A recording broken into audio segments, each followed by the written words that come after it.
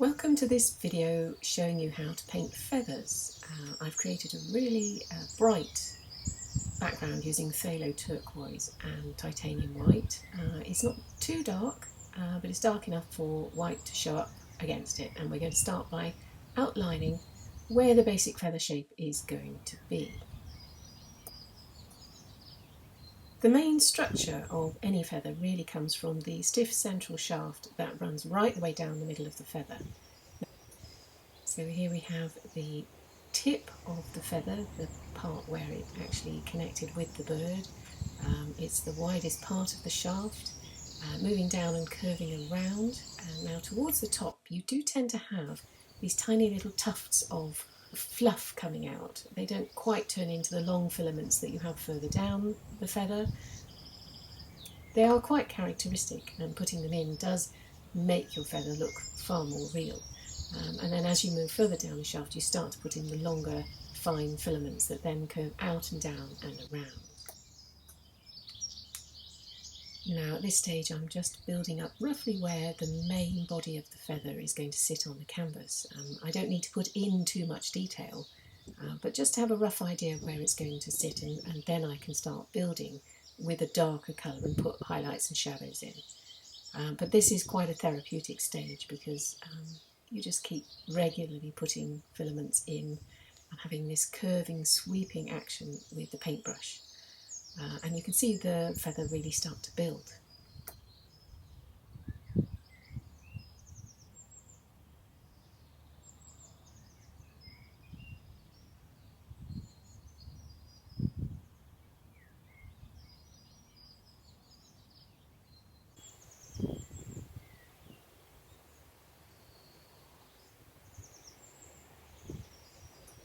Now it's time to start adding some colour, and I'm using phthalo turquoise. I'm not diluting the colour at all with any white, but I am using a little bit of flow enhancer in order to help the paint move across the canvas. And I'm going to go all the way down the far side, building in not only the structure of the central part of the feather, but also those little filaments that come out on the far side. And I'm going to make them quite dark because I'm then going to be putting the other side, the side that's closest to us, over the top, and I'm going to be using highlights in order to give the feather depth.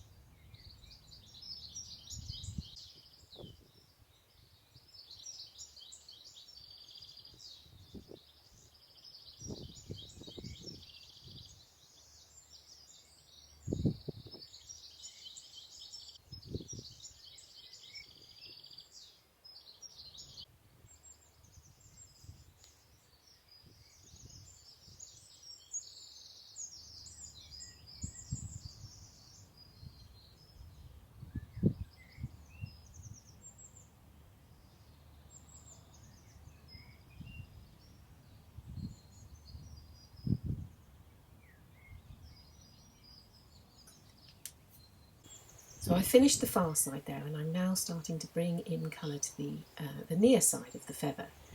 Now it's important to ensure that you do have a highlight that runs down the central shaft.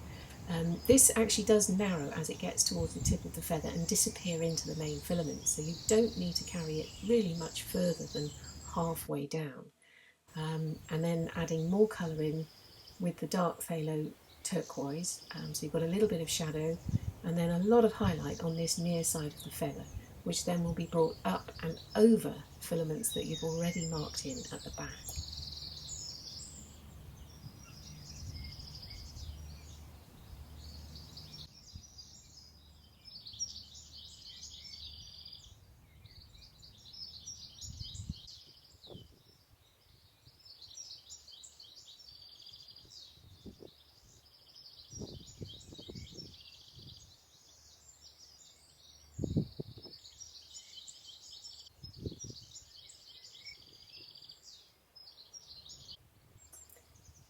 Now we're at the final stage where we're adding in the last highlights on the very near side of the feather, and these are critical because they will make your image really pop off the canvas.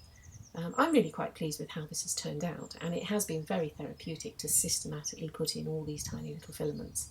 It's very nice to be able to focus on something like this because it helps you kind of forget anything that might be bothering you. But I hope you've enjoyed it, and I look forward to sharing another painting with you soon. Take care.